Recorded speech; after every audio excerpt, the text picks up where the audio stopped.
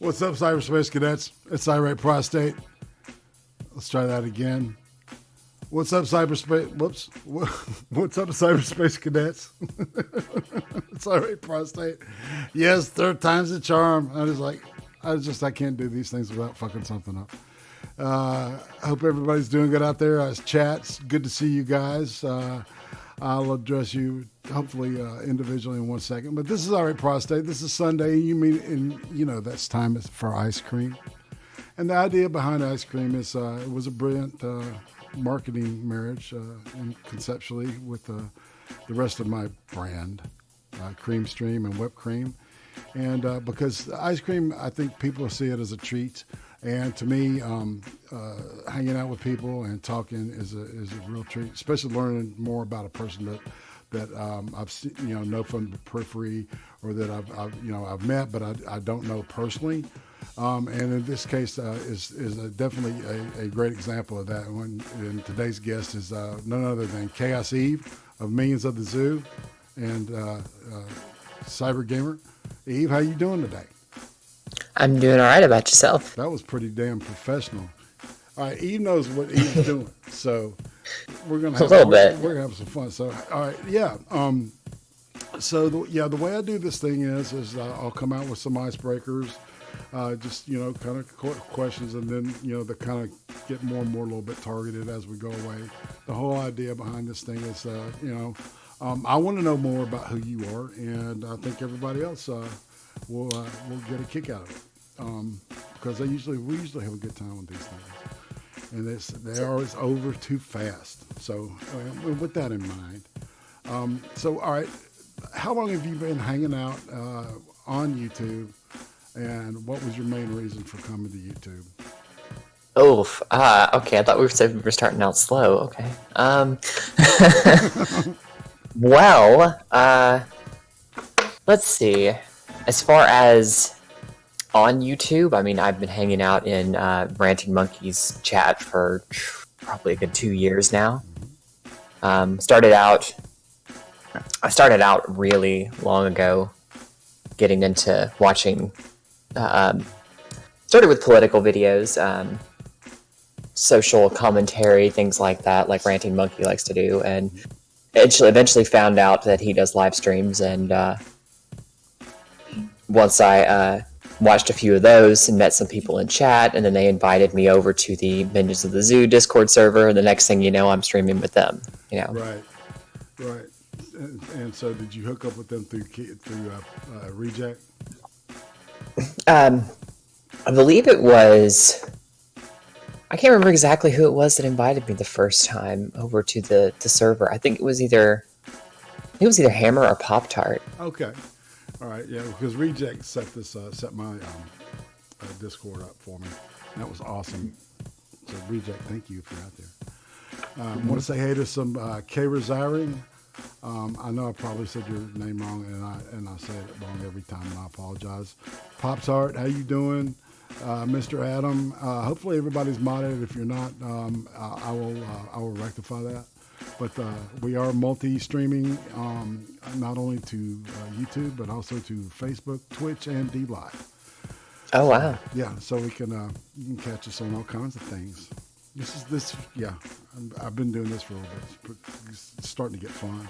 So, all right, so tell me about your name, Chaos Eve, and your avatar, and the significance of those things. Oh, boy. Well, back in the day when I used to play Matrix Online, I was probably like 16 at the time.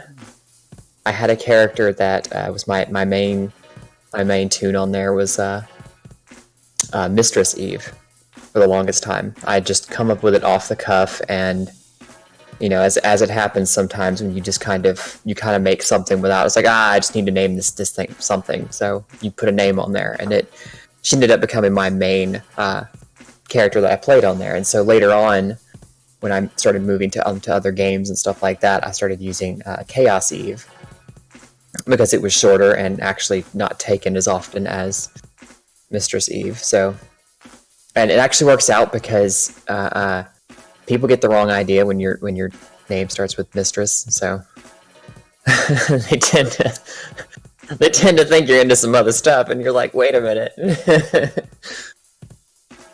so, so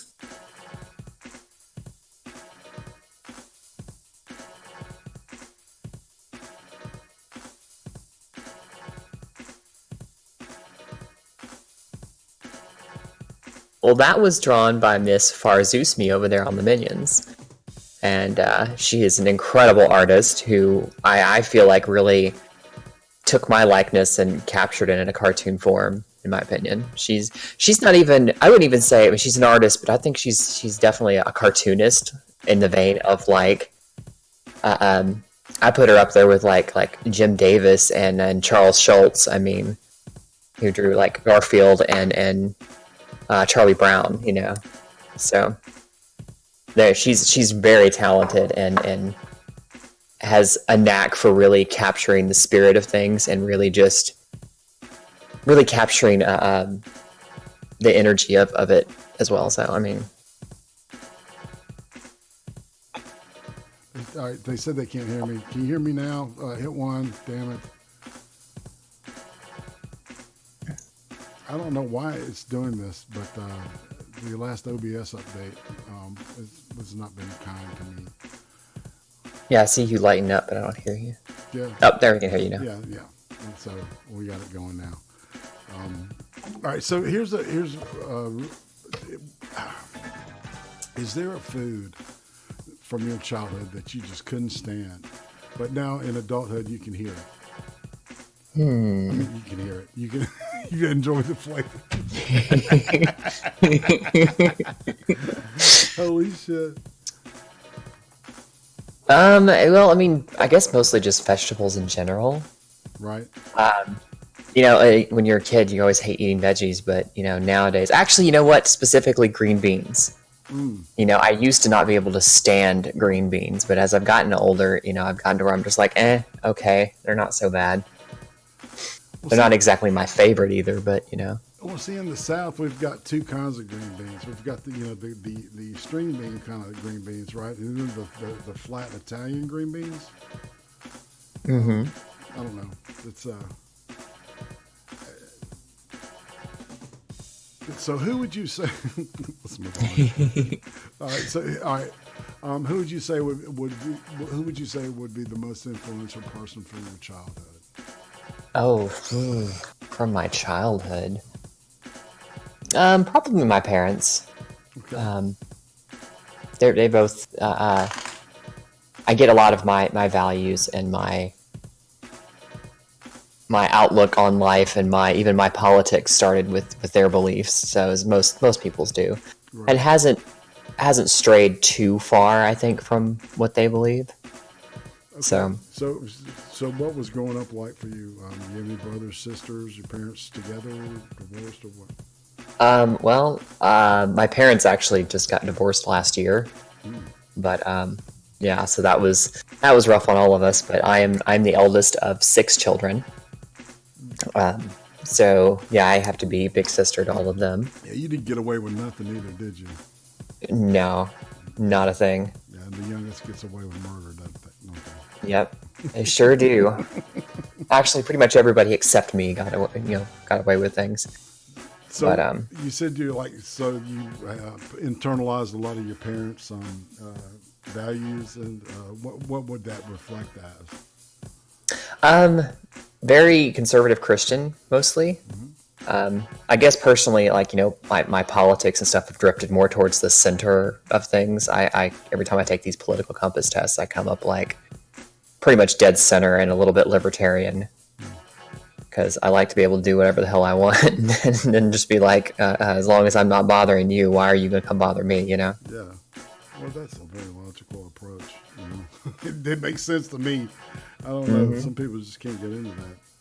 Yeah, they got to get up in that business and shit. Yeah, I know, right? Boom, boom, boom. Oh, yeah. All right. So do you have like a favorite Christmas special, or maybe even a Christmas carol that holds special meaning to you that every season? Favorite Christmas special? That's a tough one, because Christmas was always a big event in my house Oh, growing wow. up. Okay. Yeah, so my mom used to like go all out. There was a Christmas tree in every room of some shape, form, or size. Oh, wow. Like we had the big 6 or 8 foot trees. We had at least 4 or 5 of those in the house. Real trees, right? Yeah, well, not real trees; they were artificial ones. Well, But then she had like smaller ones scattered throughout. At least every room had at least one, if not more. And there were decorations everywhere. There's Christmas music playing all the time. was it colored lights or like white lights? Bit of both, Okay. depending on what room it was in. You know, she did like some more wintry themes in some rooms, and then other rooms it was just all the colorful lights and She's just all the stuff. And decorator then, and shit. oh yeah, and then every year we got new Christmas ornaments. So each of us kids got one, and as the family grew bigger, and you know, she ended up with 6 kids, she had to get 6 ornaments, and so the tree fills up pretty quickly. That's wild. You know, so it sounds like that this is a central theme with the family. It's a very holidays are very important. Mm-hmm. Yeah, that's cool. It was always, yeah, it's always been a big event in my family. So all right. So what do you like better, the cartoon version of the Grinch or the movie version of the Grinch? Probably the cartoon. Right answer. Right answer. Right answer, yeah. I mean, Jim Carrey's nice and all, but you know, he just didn't. He just can't really beat the original. No. And I love the singing on that. So, you're a foul one. I love that guy. Fantastic voice. He also did Tony the Tiger too, back in the day. Oh, really? Mm-hmm. They're great. That explains a lot. Yeah, it does, doesn't it? Let's see. So if you could go back in time and talk to yourself at the age of 8, what would you say? Oof. Well, 8-year-old me was kind of a dumbass, so I don't know. I guess I would just be like, you know, some stuff's gonna happen in your life, 8-year-old me, and you're gonna be tempted to take it all too seriously, and you really just need to learn to let go. Because I think that's one of the things that I've learned over just the past 10 years is just how to let go of things and let them come to you, you know? Right. Just, you can't control everything. You're not going to be able to control everything, and worrying about it isn't going to make it any better either. So just let it go. I think that's good advice for anybody, you know, because this shit can get really up in your grill really fast. So, yeah. So, well, all right. I think we're going to come back to that. But what was the first album you ever owned? Music. Oh, probably some Christian contemporary music, something or other. If I had to guess, it was probably like DC Talk or something. What was the first meaningful album to you? You know. Probably that one. Okay. Because I thought I was so cool because I had this album that had Jesus Freak on it. Okay. So you. It was probably a cassette tape too. You grew up a very religious person. Yes, my family is very very Christian, very religious. So are you still a person of faith? Would you say?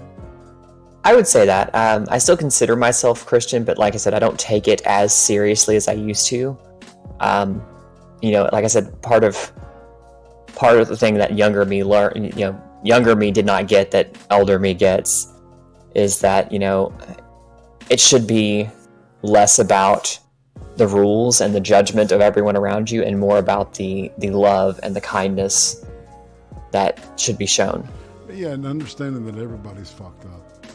Exactly. You know? And I think what it really took was me making a few of those mistakes myself and being, you know, getting myself a little fucked up before I kind of realized, you know, everyone makes mistakes. Because a lot of people, it's like I can identify with that, you know, wondering what was wrong with me because everybody outside of me looked like they were fixed. But I felt like I was broken inside. And that's from, you know, years and years of being, you know, morally obese and then thin and then obese and then thin. So, let's see. All right, tell me about the first time you got fucked up.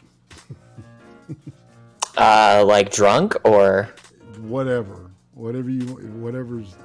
you want. Well, see, that's one thing I've never really gotten like inebriated. That's one of the things I've actually never let go of when it comes to like control of things, is because I've never felt the need to do that, to have fun, let loose. I actually it's weird because when I'm around people who are drinking or whatever, I get kind of a contact high from them. Yeah. So I'll be laughing and goofing around and joking as much as they will, but without the alcohol in my system. So are you a straight edge? Would you describe yourself as that, maybe? No, I will actually have like a drink every once in a while with friends, and but more than that, I will never just go get drunk. I'll just have like maybe a drink or two, just enough to get a little buzz, and then it's like, that's about it. So you don't know that taste of bile in the early morning, no. in the back of your throat? Thankfully, no. It's horrible, man. It's just terrible. So what was high school like for you? High school was mostly homeschooling. Okay. So, my like I said, my parents were pretty Christian conservative. We lived out in the middle of the country, nowhere. So the school system out there wasn't the greatest. So my parents were just like, screw it, we're gonna homeschool you guys instead. So they homeschooled all 6 of us, and that was fun. Wow, I bet that was a task. Yeah, well, my mom was a stay-at-home mom. Thankfully, my dad made enough money at his job, so she was able to. So what part of the United States did you grow up in? Tennessee. Okay. Well, I've been pretty much a Memphis native. Well, I've lived in and around the Memphis area my entire life, so. Thank you very much. Yep. Pretty much, yeah. I've been to Graceland. God, I can't remember what bar we played there. I went back it's probably not there, trust me. It's a long time ago, but you never know. I love it. No, dude, some of the best barbecue I've ever eaten in my life was there. And this hole in the wall, I can't remember. It's somewhere in Memphis. We just stumbled into it one afternoon, and I mean, my God, that meat would melt in your mouth. It was so good. And very good. You're making me hungry. I know. I love man. Yeah. So, all right. So, do you plan on going to your class reunion? Which is every Christmas, right? You want to say you mean next weekend when I go see my family? Yeah, sure. The only time I really went to school was I went for kindergarten, which is how we figured out that the schools out there were kind of shit, and then I went. My mother, all through 6th grade, I was kind of unruly. I didn't do my schoolwork, and my mother kept threatening to send me to private school, and I was like, yeah, right, you won't do it. Sure enough, come 7th grade, she sent me to private school for a year. What was that like? That was kind of a rude awakening for me. Okay. What do you mean? Because I was pretty sheltered coming up. So my parents took the hard line of anything we don't like, that we don't think is of God or biblical or something like that. We're not too keen on it. They allowed me to see some things and do some things, but like they were strict enough that I couldn't even watch Pokemon growing up. Wow. When other kids my own age would, because it had the Pokemon evolved, so they didn't want me having anything to do with any of that. So right.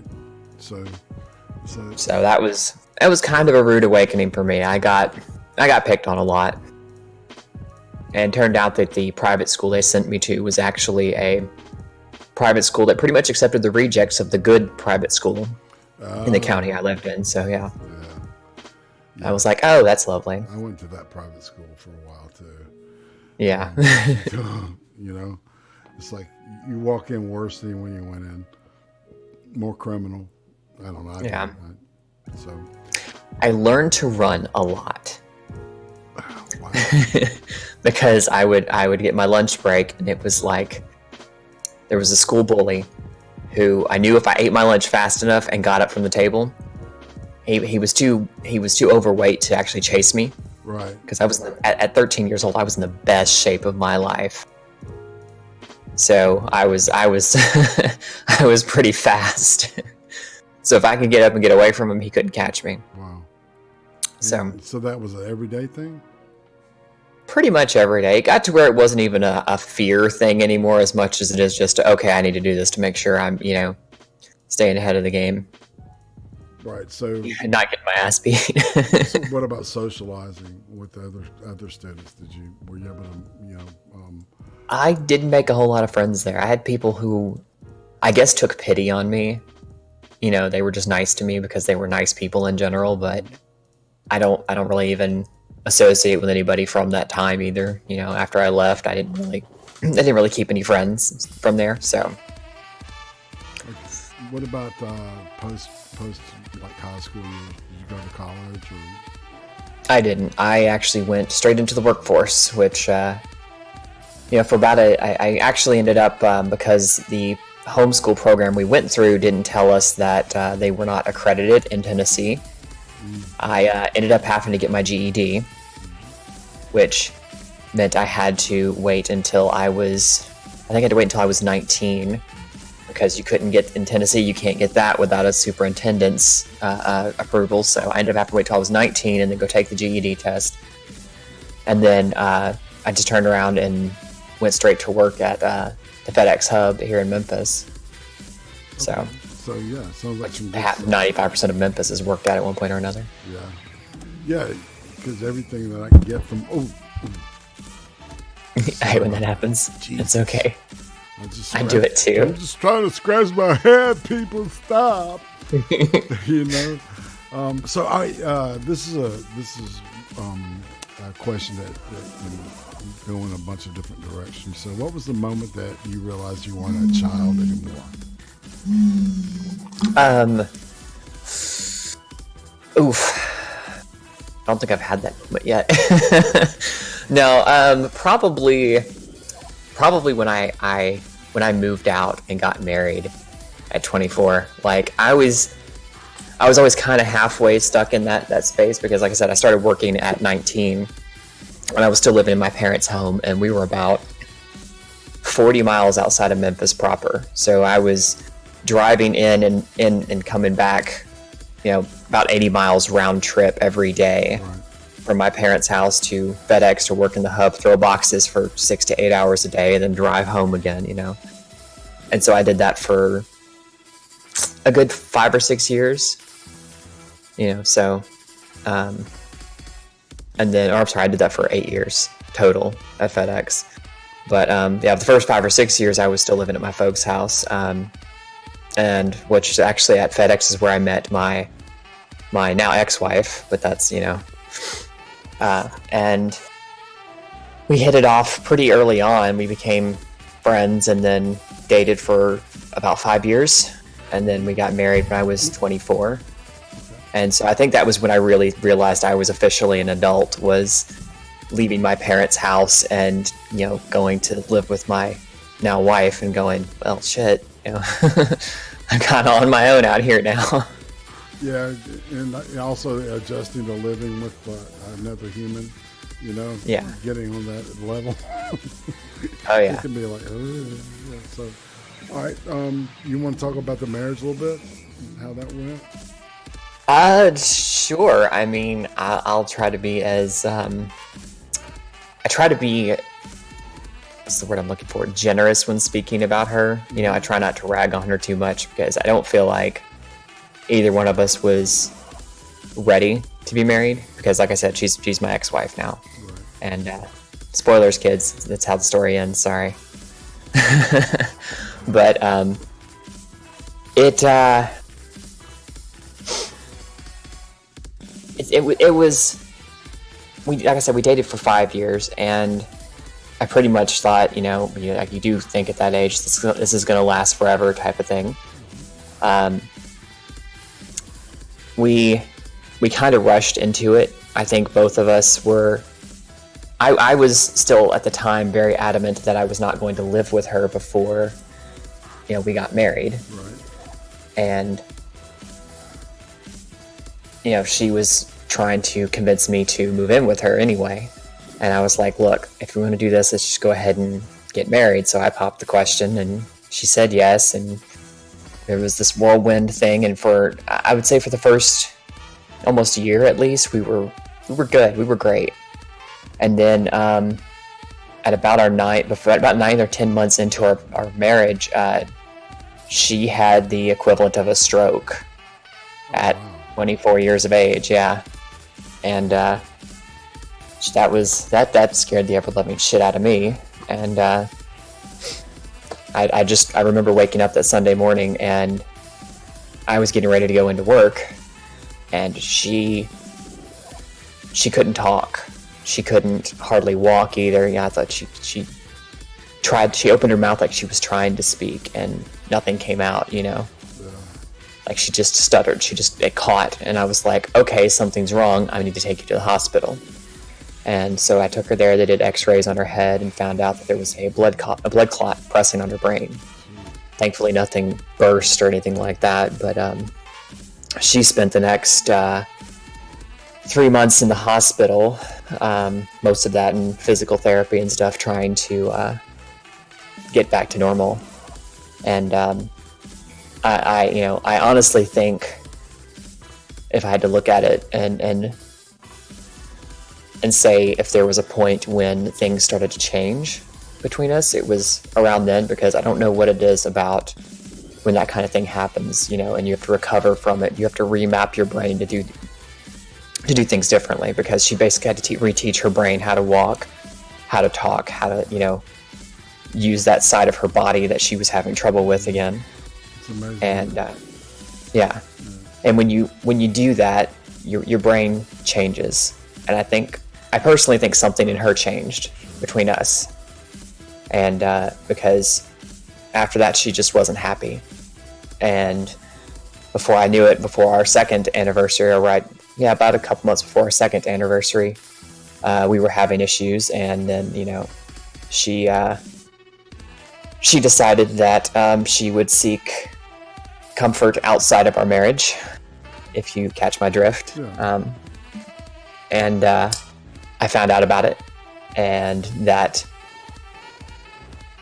didn't, I didn't take that well, Yeah. like at all. Well, that's a deep kind of betrayal, and it just really rips your gut out. Yeah. And up until that point in my life, I thought that was like the worst thing that could ever possibly happen. Like, if I was to have told you at the age of 20, you asked me what's the worst thing that could possibly happen, I'd have been like, well, this. Right. And that happened, and I was like, well, shit. So we tried to make it work for a couple of years. I think ultimately a big thing on her end of it was that she couldn't forgive herself for what she had done. She blamed herself too much, and she's told me to this day she thinks that she left because she thought I deserved better. So we eventually separated a year later. By the time we actually dissolved the marriage, we'd been married right at 5 years. We got a divorce, and it was very amicable. It was mostly just, I keep telling people, I almost wish that we hated each other, because it would be easier than just how sad and depressing the whole thing was. But Right. yeah, we got over it and moved on, and at least I did. I hope she did. She and I don't talk much, but. So, all right, I don't know how to put this. So, how did you end up where you're at now? How do you mean? I think I know what you're asking. Yeah, when did you realize that you may have had different feelings, or When did I start realizing I was trans? Yeah. Okay.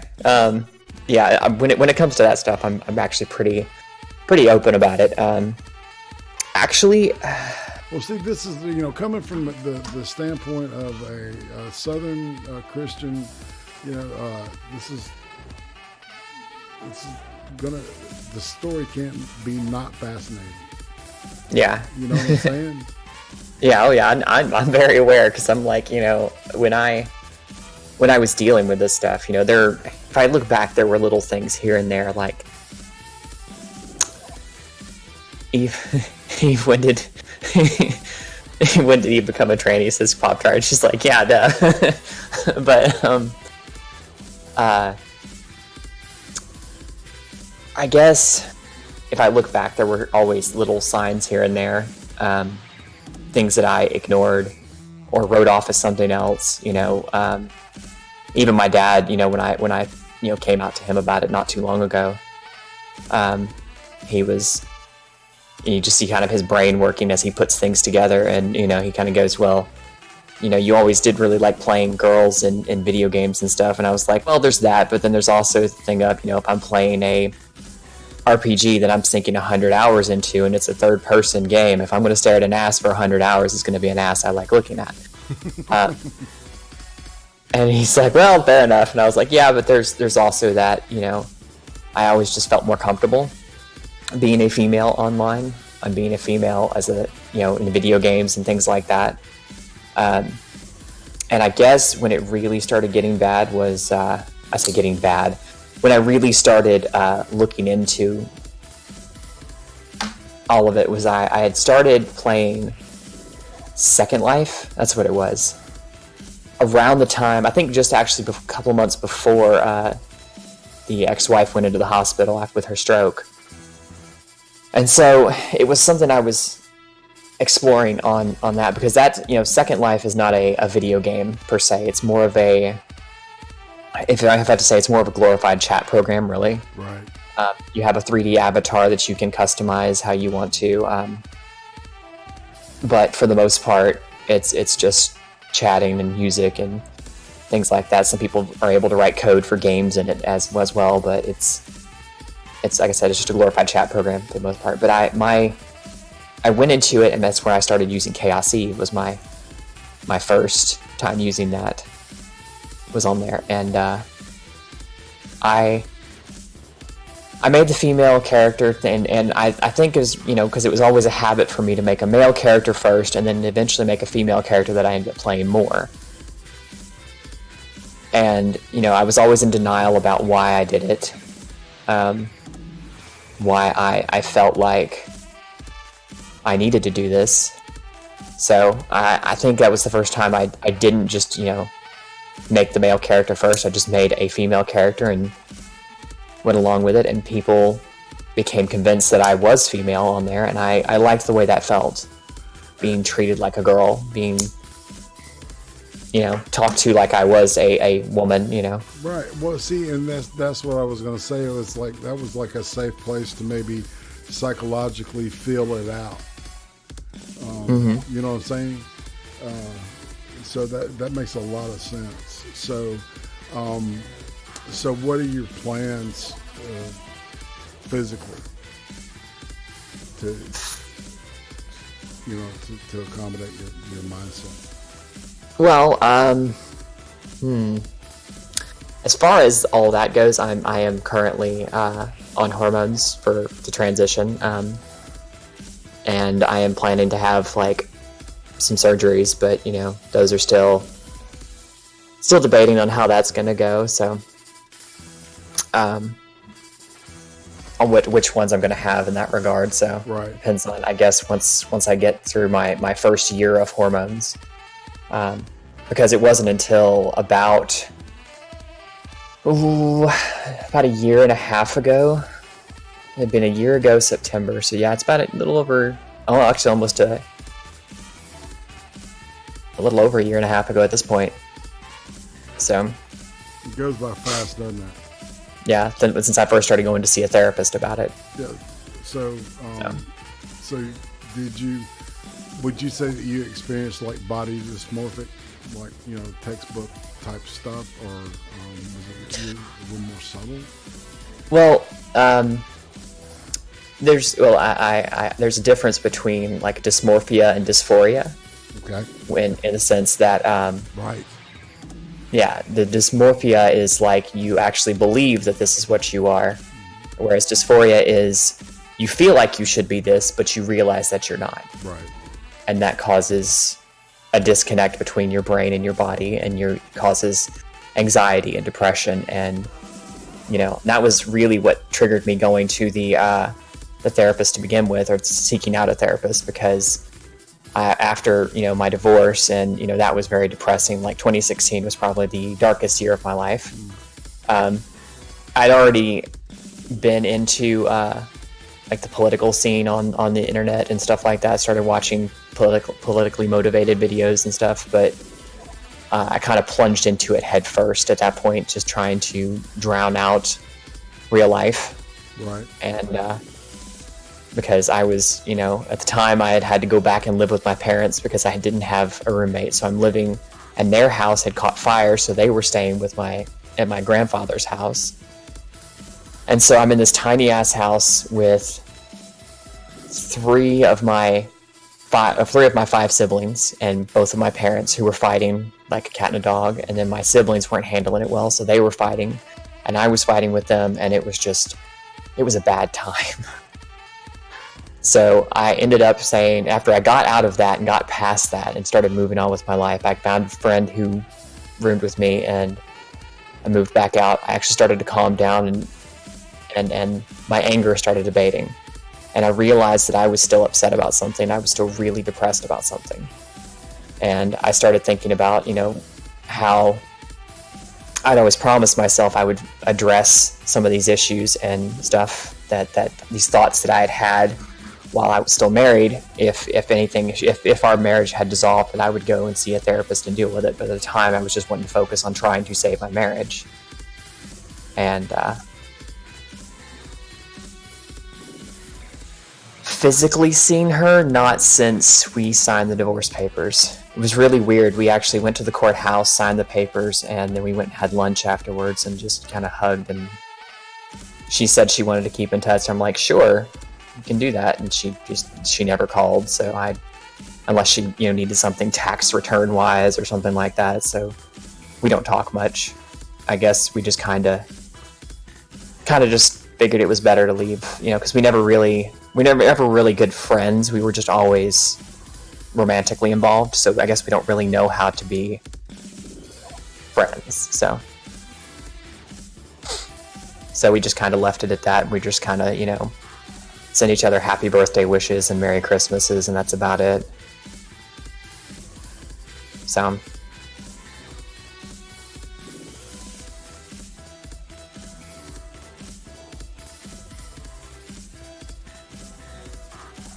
oof, that's a lot. Well, finishing out my transition, I guess. I say finishing out because I guess you're not technically ever done. I don't know, but depending on how you phrase it. But finishing, I guess, whatever I need to get it stabilized, because right now I'm still in the feeling it out phase on where I'm comfortable at with it. And then they're saying your mic dropped again in chat.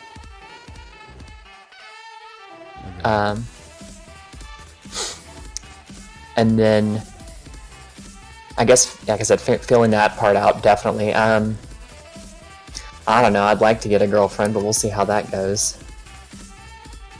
It's a little difficult to find someone who's willing to put up with my situation. Right. So, we'll see. But I don't know. I mean, I'm not happy at my current job where I'm at right now. I'm working in a warehouse, just doing inventory control for them, and it's like, that's okay, but I would like something where I'm a little more challenged, a little more fulfilled. So yeah, probably slightly better job than I've got, and a significant other, and finishing my transition, in the next 5-10 years or so. Yeah, and that's where I was going with it. Do you see yourself in another marriage, maybe? Ooh, I don't know if I'm ready for that yet, but... Well, no, I'm not saying now, down the line. Yeah, maybe. I mean, if it worked out, but, yeah. I think I would need someone who's willing to just take it slow, because I really feel like I rushed the first one. I think we both, me and my ex-wife both agreed that we weren't ready. Neither one of us were, and we just kind of dove headlong into it because of this, I guess, idealized version of what we thought marriage was going to be like, and we're neither one ready. But you learn from it, and I think a lot of people do that. They go into the marriage with this idealized version of it, and I don't think they give the other person, what I'm saying, that they don't allow this there's a huge adjustment, and that's tough to get used to. I think every, it's my grandmother always told me, she said, there's a fool for a fool. There's always a fool for a fool. And that's her Irish, bullshit way of saying, everybody's got somebody, in their future. And I read a thing, for every person, there's between 6 and 8 compatible mates that they will encounter in their life. Mm-hmm. So. Only 6 or 8? Ugh. Yeah, but those are the ones you get those weird, those deep feelings about, Oh, okay. Yeah. Well, like I said, it's one of those things that there are days where it's just like, I'm gonna be alone forever, and then there are others where it's just like, okay, I'll figure it out one of these days. So I really like the makeup you were wearing the other night, the blue. Tell me, what was that about? Oh, that was my friend did a murder mystery party that was Dungeons and Dragons themed. Okay. And my character was a barbarian mercenary. Yeah, her company had been contracted to guard a caravan or something like that, I think, and was ambushed by a group of assassins, and most of them were wiped out, but they managed to kill all the assassins, herself and a couple of the others from her company, and found a missive to the assassins on one of the bodies from the guy who hired them. So she's like, this is weird. Why did he hire us and then hire assassins to kill us? That's odd. So she goes back to town, and turns out dude has slandered her name and her company's name all over the place, and told people that she's untrustworthy, she's a liar and a thief, blah blah blah, and that his caravan was destroyed because of her ineptitude, and even blamed her for the attack on the caravan. Ooh. And so she couldn't get work because this guy is a prominent businessman, and so her company goes under. And so she's like, oh, okay, so not only does he try to kill me, but then he ruins my reputation. I am going to go to this little party he's having and find out exactly if I can find evidence to prove that he's lying, because apparently this letter isn't enough.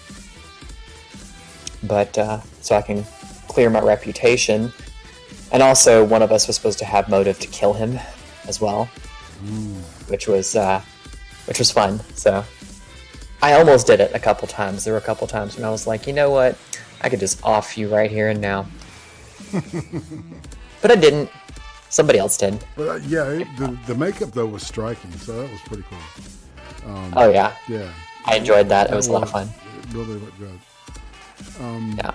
Let's see.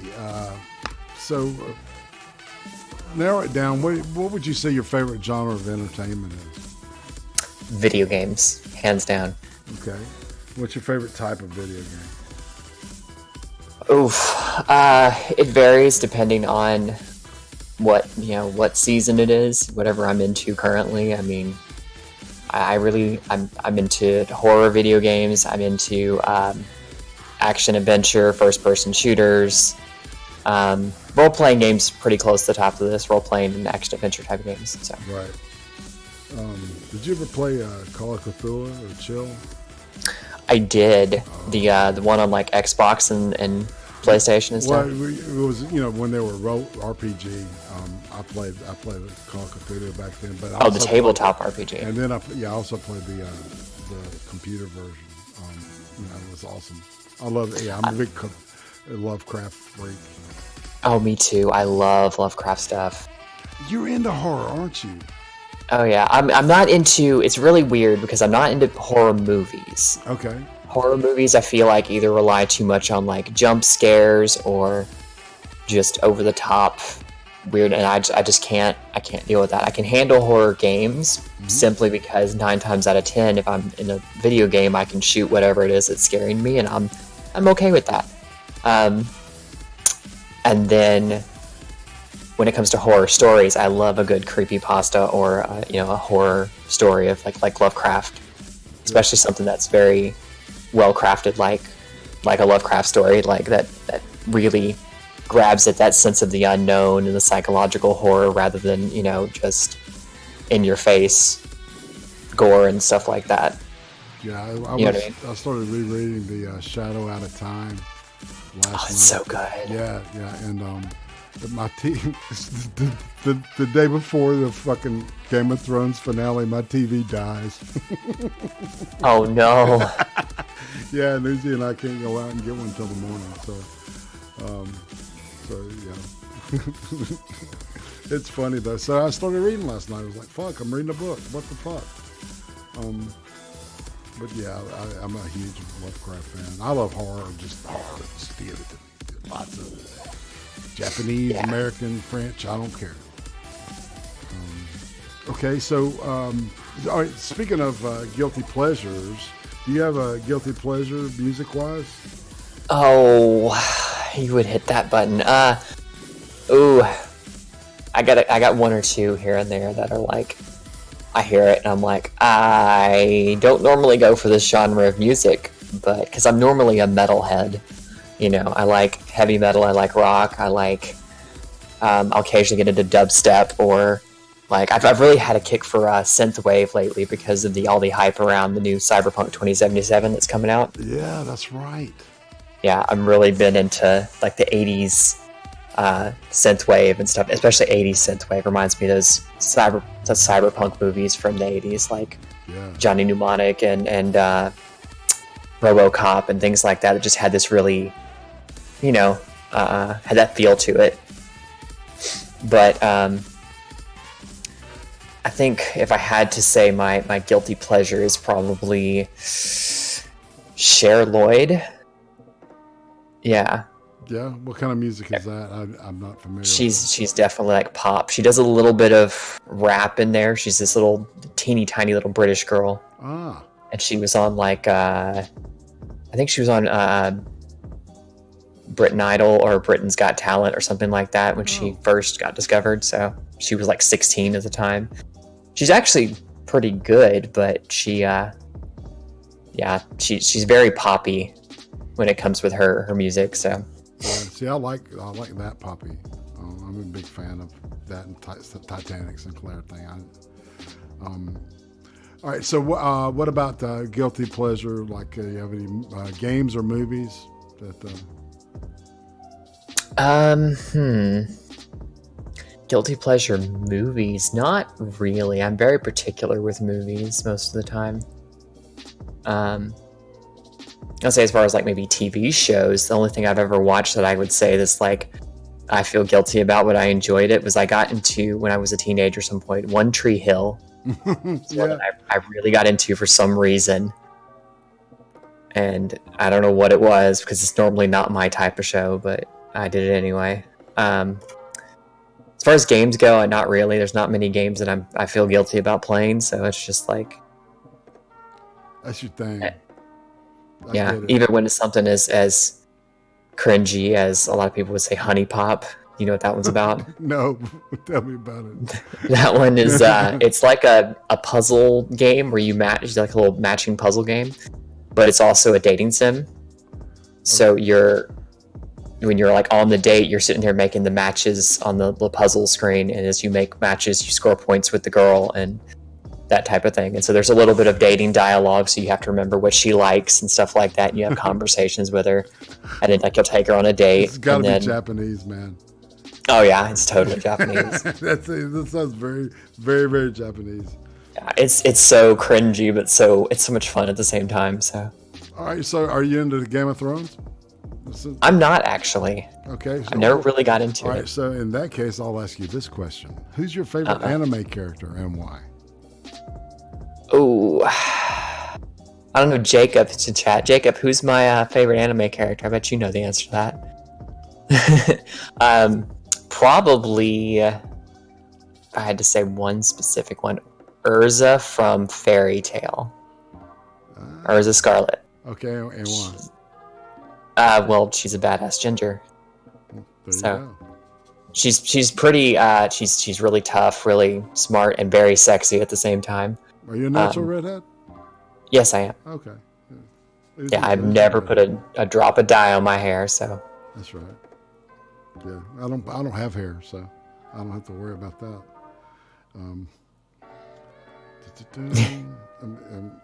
What did Jacob? Yeah, Jacob and Kayra just said Urza.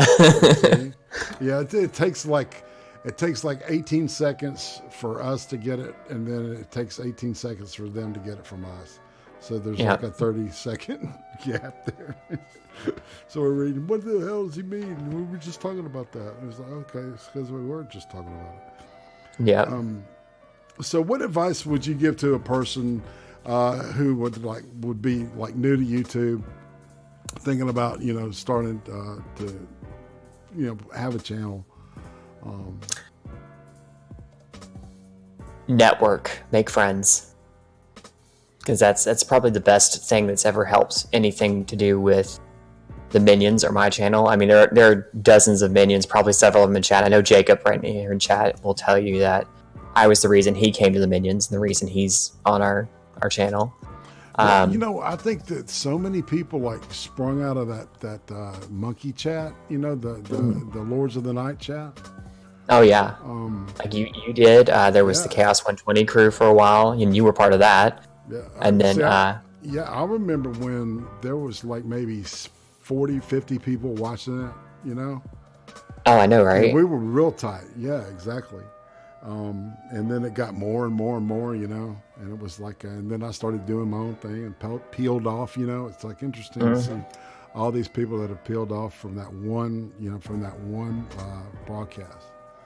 Oh yeah, and it's one of the coolest things we always tell Monkey and Scribe and SDA is that, the minions are here because of you guys. If not for you, we wouldn't have ever met. We wouldn't have ever, come together as a group and found that we have things in common despite all of our differences, because especially with the minions, we're such a diverse group as far as, not to to tout the diversity a little bit, but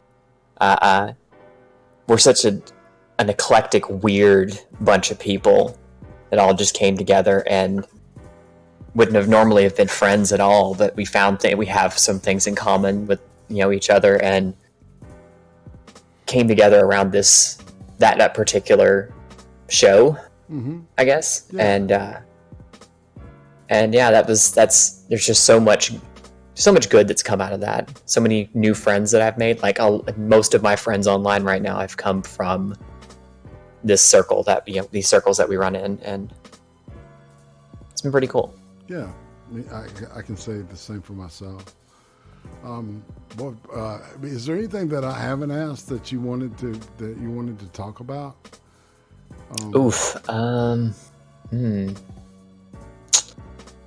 Nothing I can think of off the top of my head. Okay. So who is your favorite YouTuber? This is gonna get me in trouble. Be honest. It's okay. My favorite YouTuber is... Let's go with the safe answer. Me. So that way nobody can get mad. Excuse me. I didn't ask you this. Since you're from the, I would call Memphis the South. Are you into football? Not really. No, it was just never anything that interests me. I'm still trying to find people for this thing. I have an idea for, but it's hard to do. Yeah. Who is your who would you say is a criminally undersubbed or unsubscribed YouTuber at this point?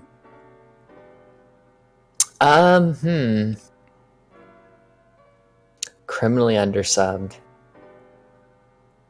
Would it be too self-aggrandizing to say also me? But no, I would say yourself for For starters, I mean, like, what is this? 763? Nah, you should be well over 1,000 by now, man. I don't know what people are doing with their time, because you do some great interviews on here. Well, thanks. I appreciate that. I'm really having fun doing this, and I kind of want to expand on it, but I kind of don't. You know what I'm saying? Because of so anyway. But this is more fun than I that that's legal. I'll put it that way. More fun than legal. I like that. Yeah, it's the most fun I can have that's legal. So, all right, what about YouTubers that are overhyped, man? Just okay, I don't get this, right? I could get in trouble. For me, it would be a Paul, Logan Paul, or somebody like that. Yeah, probably. I was thinking more in our local circles and stuff. Like everybody really loves Mr. Medicare, and I just don't get it. Like they're just all like, when they were really into the blood sports was real big for a while, and everybody was just like all about Tonka Saw, and I was just like, I don't get it. But whatever. If y'all like it, go have fun. But yeah, it's the thing about drama streaming is that eventually you have to start you have to attack people closer and closer and closer to you, right? And because that drama just thrives on tearing into people, and then you vilify, and it's like I don't know, and in analysis, the idea of verbally sparring with somebody and winning is a great idea, but when it turns into drama, I think it's a bad thing. I've only seen nothing but bad shit come out of it, to be honest with you. You know what I'm talking about? Yeah, it and what was that? My soundboard. Oh, okay. I was like, oh, what was that? Yeah, no, it's I've seen too many friendships end over it, and it's just like, half of that stuff is just like, well, they called me a bad name, so I'm going to sit here and argue with them for 3 hours about something, and we're just going to scream at each other. And I think my first introduction to it was like Monkey and Tonka had been arguing on Twitter about something. Yeah, and so he invites Monkey onto his channel to argue, to debate or whatever, and I'm thinking, oh, okay, they're going to get on here and they're going to actually argue and debate. No, it was Tonka screaming bitch, bitch, bitch at the top of his lungs at Monkey, and I'm just like, this is not entertaining to me. Yeah, he called him a YouTube hoe, right? Yeah, he's just like, ho, ho, ho. I'm just like, dude, calm down. Well, that was weak. That just soured my taste for it right then. Just like, no, this is not something I'm ever going to be interested in. I feel you. So I think the only time I ever got close to getting to watching another one was when it was SoFane and Andy Worski were going at it. And I was like, okay, I kind of want to see this. And that one actually was a bit of a back and forth debate. So I was like, okay, that was okay, but I'm not gonna make a habit out of this. So right. Well, we're kind of at the end of the line here. Before we end this thing, is there anything or event coming up that you want to let everybody know about? And make sure that you subscribe to Chaos Eve. Everything's in the links are in the description, both Twitter and YouTube. And if anything else pops up, I'll put it in here. As far as events coming up, I've got a live stream tonight at 8:30 Central. I'm streaming Vampire the Masquerade Bloodlines. Oh wow! Yeah, I played the original game of that, and I really liked that. Like in the late '90s. I don't think it was the Bloodlines part. I think it was just that first version. But yeah, it's awesome. So 8:30 on your channel. 8:30 Central, 9:30 Eastern. That's right. Well, the only cool people are Central anyway. So right. You know.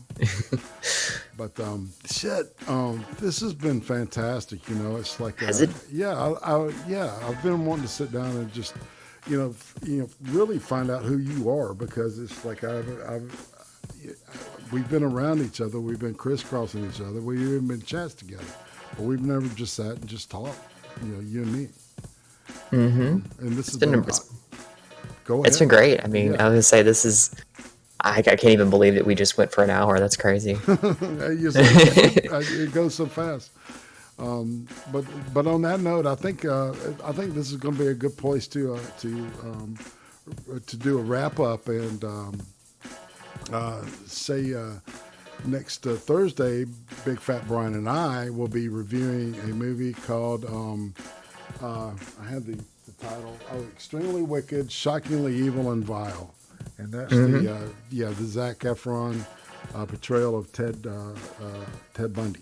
So That ought to be fun. I've heard mixed emotions, mixed reviews on that. So we'll see what IRATE and Brian thinks. We like to shit on things. Just saying. I've got that in common with the pigeon. On that note, everybody, thank you so much for showing up. I do want to say, Chad, you've been awesome. Yes, the links, Jacob, thank you for putting Eve's link in the chat.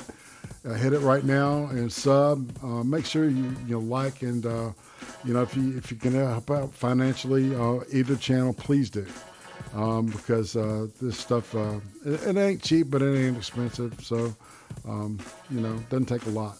We appreciate everything that comes in. And on that note, Eve, you want to say goodbye? Goodbye, everyone, and thanks, IRATE, for having me on. This has been so much fun. Indeed. Thank you, and we're out. Every week on Friday, 10 p.m. Eastern, the Creem stream, the weekly world news for YouTube. Sundays, 5 p.m. Eastern, the Ice Cream interviews, fascinating people, fascinating people. Thursdays, 8 p.m. Eastern, hot takes with the Butter Baron, watching horrible shit so you don't have to. Subscribe to IRATE Prostate now.